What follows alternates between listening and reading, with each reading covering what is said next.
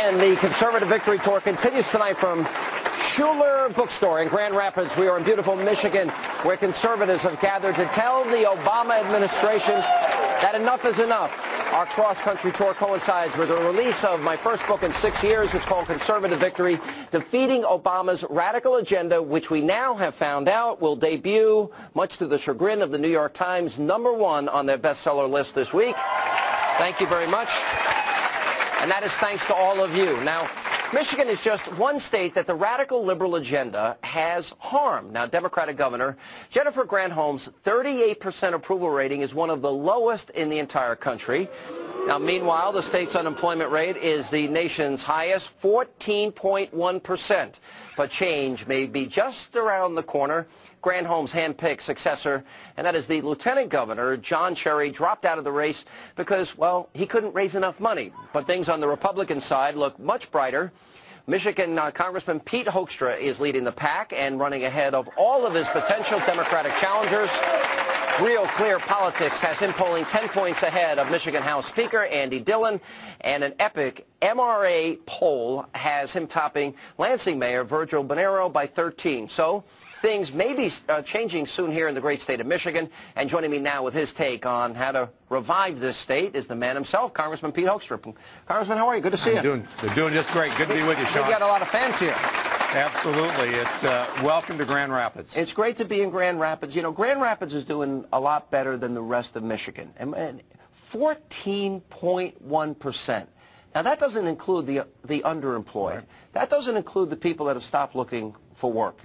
How bad is it here?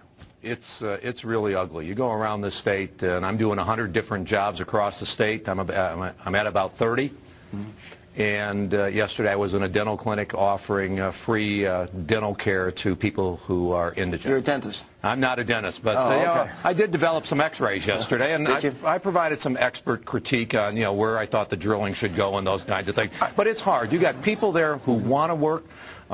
They want government to get out of the way. Mm-hmm. And what we have in this state is we've got a governor who has put government in between opportunity and people. I want to create an analogy between what has been done in the great state of Michigan and what the president is doing, because there are a lot of similarities. Look, the last time I was in Detroit, and you think of Motor City, you think of GM, you think of the automobile industry. The city was decimated.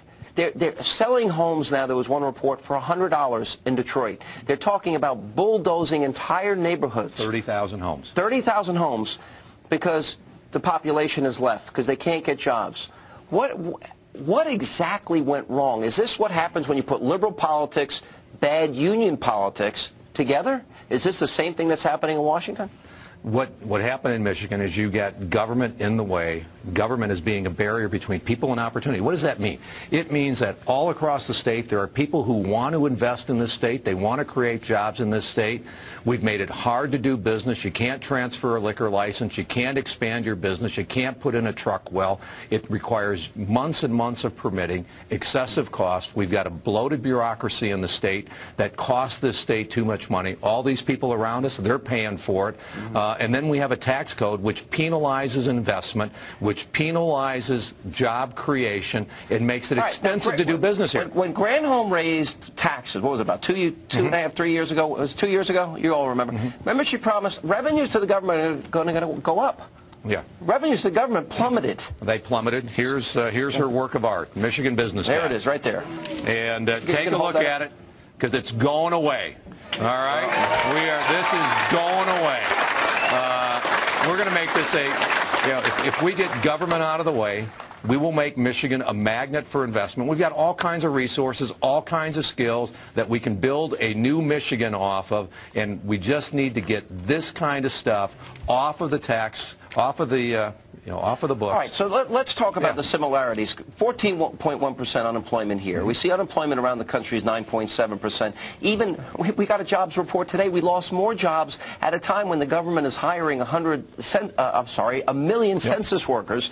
And I guess if you add health care to the mix, if you add the stimulus to the mix of the president, record debt, record deficits, should America prepare itself for what has happened in the great state of Michigan. Is this now a preview of coming attractions around the country? Jennifer Granholm was Barack Obama before Barack Obama was Barack Obama, okay?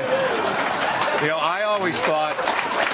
we always thought that Jennifer Granholm was sitting next to the president at the economic summit so that he could turn to her and say, now, Governor, did we try that, or did you try that in Michigan? Well, they tried. And if she said yes, he'd say, okay, we ain't doing that on a national basis. But we're doing it. We're doing exactly the same things. We're, you know, cap and trade, increasing rules and regulations, making it more difficult for Americans to aspire to their dreams.